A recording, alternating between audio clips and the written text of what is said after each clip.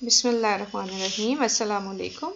So this is using micro skills training to develop behavioral mastery, and this has been taken from the second chapter of the book Interpersonal Skills at Work by John Hayes. So previously we saw and we learned about developing interpersonal skills by adopting a micro skills approach. Then we had been through the hierarchical model presented by Wright and Taylor in 1994, where they talked about the bottom-up approach, where we needed to work at the micro skills, which are the primary components, which he calls primary components, and then after primary components, that's going to lead us towards the structure and the sequence and the order of the presentation, and that's going to lead towards the overall approach. So today we would see that how could we use this micro skills training to develop behavioral mastery, and there are two main stages which are involved.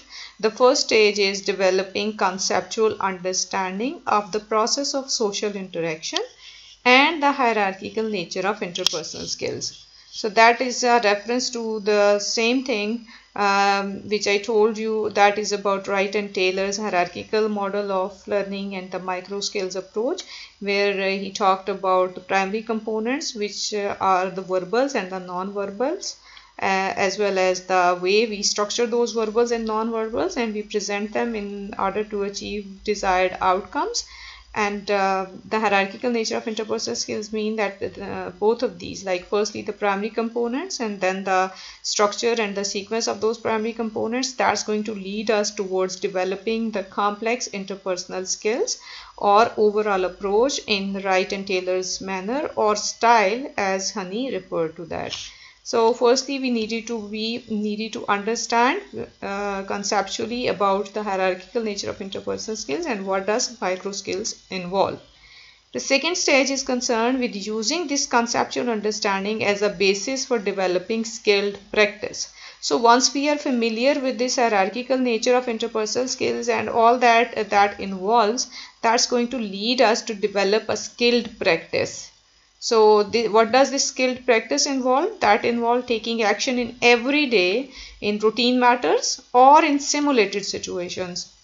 Simulated situations of different routine matters, of different situations. So we would conduct a practice of all these and we would attend. Now what we would do in those situations, either they are the simulated situations or they are the routine matters, we would attend to feedback, reflect on the consequences of the action, and where appropriate modify future actions to achieve desired outcomes. तो कोई भी situation है उसमें जब हम perform करेंगे तो क्या करेंगे, हम देखेंगे कि what do the people say about that, what is the feedback, and we would reflect upon the consequences of the action, कि जैसे भी हमने जो भी हमारा यहाँ पे बिहेवियर था, हमने यहाँ पे जो भी ओवरऑल अप्रोच लेके गए, कि जो भी हमारी इंटरपर्सनल स्किल यहाँ पे थी उसके बारे में what is the feedback and what is the consequences of the action. Positive आई हैं, नेगेटिव आई हैं, सूटेबल हैं, अप्रोप्रिएट हैं, डिजायर्ड आउटकम है या नहीं है, and where appropriate we would modify the future action to achieve desired outcomes if we were unsuccessful and we did not get a positive or the desired feedback and we did not get the consequences of the action actually demand you to mend your ways, to mend your behavior and to critically assess your interpersonal skill or the overall approach that you had adopted in this situation. तो आप उसको critically assess करोगे और उसके बाद फिर आप देखोगे कि हमने अपना फ्यूचर में अगर इस तरह की सिचुएशन होती है तो वहाँ पे हमने कैसे बिहेव करना है, कौन सा बिहेवियर अप्रोप्रिएट होगा, कौन सी अप्रोच वुड वर्क, और ताकि हमें डिजायर्ड आउटकम्स मिलें. सो ये सारा प्रोसेस होता है कि firstly we needed to understand, we need to have a conceptual understanding of the hierarchical nature of interpersonal skills, micro skills approach, and then we needed to conduct a skilled practice. By skilled practice किस तरह से होगा? By involving and engaging in everyday routine matters or in simulated situations. Now we would see that what does this conceptual understanding do? That facilitate diagnosis of the problem. And that not only facilitate diagnosis but that also supply an agenda for action.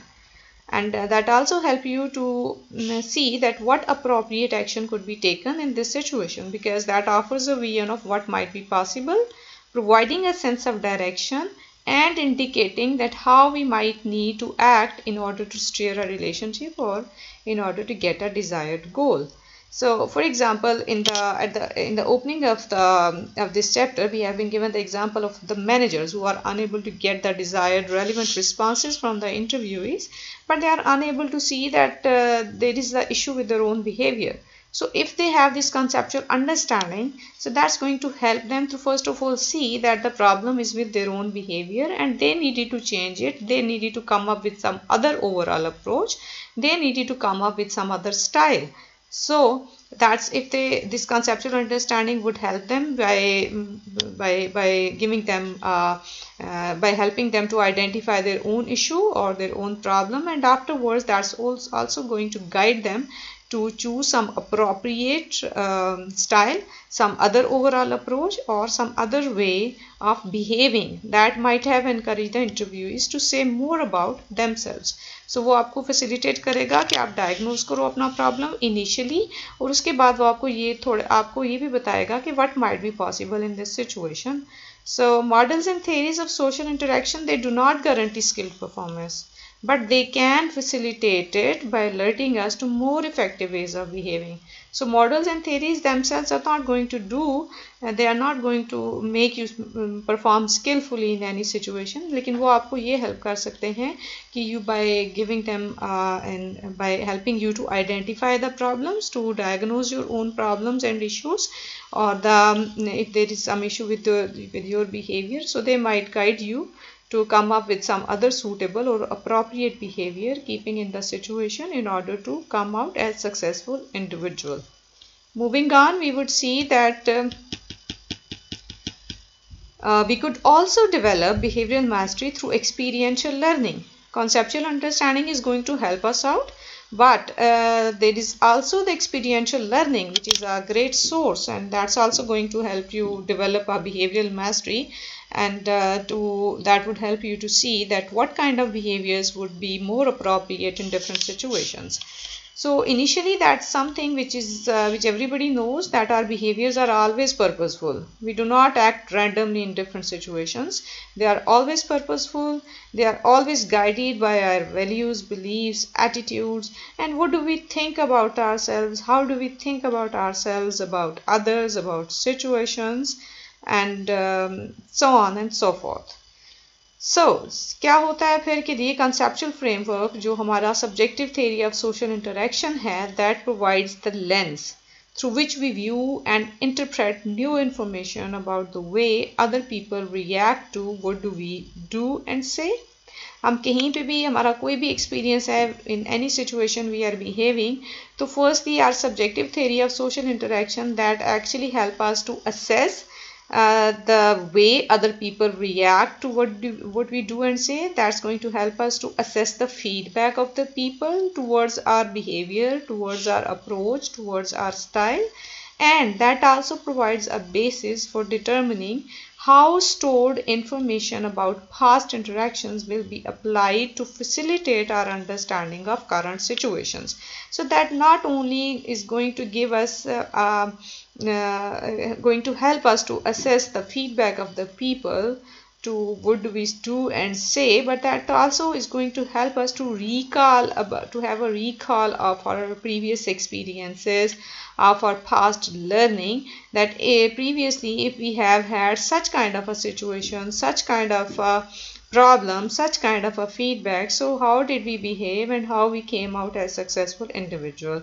So ये हमें दोनों तरीके से help कर रहा होता है कि हम करंट सिचुएशन में भी लोगों के फीडबैक को और हम उसको असेस कर सकते हैं, और साथ ही साथ हम अपने पास्ट एक्सपीरियंसेस से भी लर्न कर सकते हैं. सो इन दोनों चीज़ों को मिला के हम देख सकते हैं कि that's going to guide us everything we say and do, and we use our subjective theories to guide everything we say and do. So that's going to help us to see कि हम current situation में किस तरह से फिर behave करें, current situation में किस तरह से हम एक्ट करें ताकि हम सक्सेसफुल हों और हमें अपना डिज़ायर्ड आउटकम भी मिल जाए.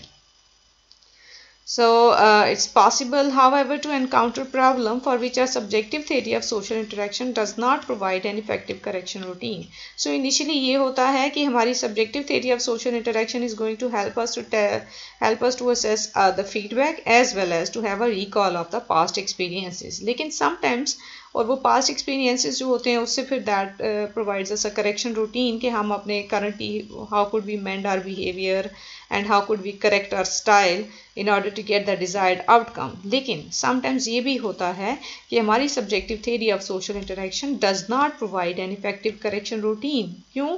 क्योंकि हमारे पास previously past में कोई ऐसा similar या same experience नहीं होता, so इसलिए they are unable to provide a correction routine.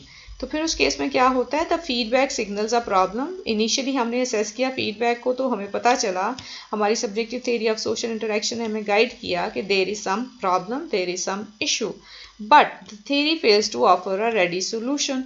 But the conceptual but the previous experience that is not going to help us to come up with a ready solution. There is no correction routine in the past experiences.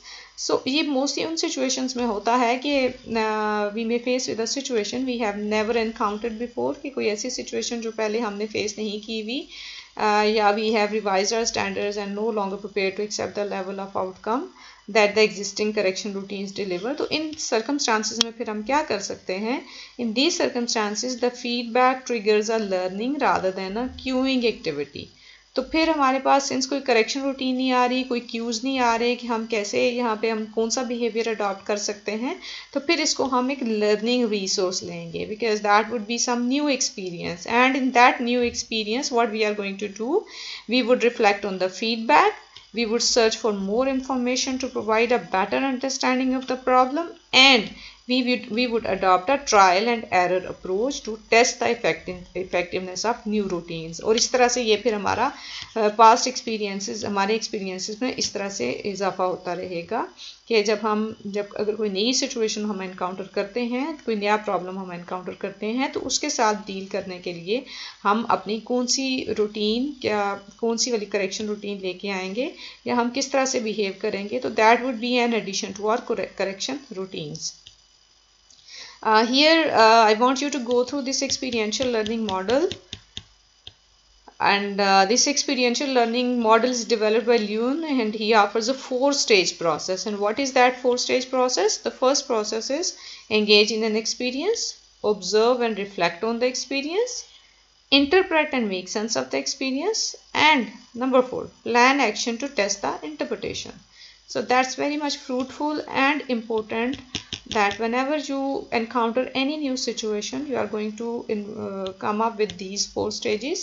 So here these 4 stages are also illustrated by an example of an interviewer, and I want you to go through these. These are important for your understanding. So what is important? This is important to engage in and reflect on a here and now experience, and to use this as a basis for identifying and practicing new possibilities for interacting more effectively. So हमेशा जब आप you encounter different situations and problems, so what do? We use them as a basis for identifying and practicing new possibilities for interacting more effectively. तो हमारा experience ज़्यादा होता जाता है और हमें नई possibilities और नई learning और नई correction routines जो हैं उसका इजाफा होता जाता है हमारे past experiences में. That add to our experience. Cunningham also in his book refers to the value that may be gained from exploring one's own history. It often leads to the identification of deeply ingrained patterns of behavior, such as correction routines that tend to be repeated time after time. So this is also very important, that at the conscious level we needed to assess our past experiences in order to see that whether we have some deeply ingrained patterns of behavior and do we need to mend them, do we need to bring a change in them, and how should we behave. So at the conscious level, assessing ourselves critically is very, very much important in order to come up with the more effective styles and the strategies of behaving in certain situations. So this is an exercise for you students, and here what you needed to do, you needed to identify different interpersonal styles and the patterns or structures of primary components that are associated with different styles. आपने initially क्या करना है कि आपने कोई से भी दो एग्जाम्पल्स ले लेने हैं, टू डिफरेंट एग्जाम्पल्स लेने हैं ऑफ द सेम रोल, कि किसी का भी रोल है जी as a supervisor, you might have encountered और यू माइट हैव ऑब्जर्व्ड और experienced an individual who had the role of an individual or two individuals. Basically you have to come up with two different examples of the same role, कि कोई एक example of a supervisor, two different supervisors, colleagues who had the same role. They may be the team leader, they may be maybe say a salesman, two salesmen. So you needed to come up with two different examples of the people who have the same role. They have the same role but they have the different styles of behaving in that role. कि role तो एक ही है लेकिन हर बंदा अपने तरीके से उसमें बिहेव कर रहा है, हर एक की ओवरऑल अप्रोच या स्टाइल डिफरेंट है. So you go through this description number 1, and after you have chosen two different examples of the same relationship, of the same role, now think about some of the details of how each of them behaved when acting out their style. सो आप इसमें बताओगे उनकी जो micro skills हैं, जो उनके primary components हैं, उसके बाद जो उनका स्ट्रक्चर है कि उनके वर्बल्स और नॉन वर्बल्स कैसे हैं, वो कैसे एक्ट आउट करते हैं, वो कैसे बात करते हैं, उनका सीक्वेंस एंड स्ट्रक्चर क्या है, और वो किस तरह की लैंग्वेज और किस तरह के सेंटेंसेस यूज़ करते हैं, and how do they behave. यहाँ पे सारा आपके पास इधर इलेबोरेट किया हुआ है कि आपने उसको कैसे देखना है. And number 3, you are going to review your descriptions and consider. So the details are given, go through these details and just write them down. You are going to do that in pairs. आप pairs में कोई से भी दो examples लेके उसको आप in writing लेके आओगे क्लास में, and I would see them. So hope that is understandable and that's interesting. Thank you.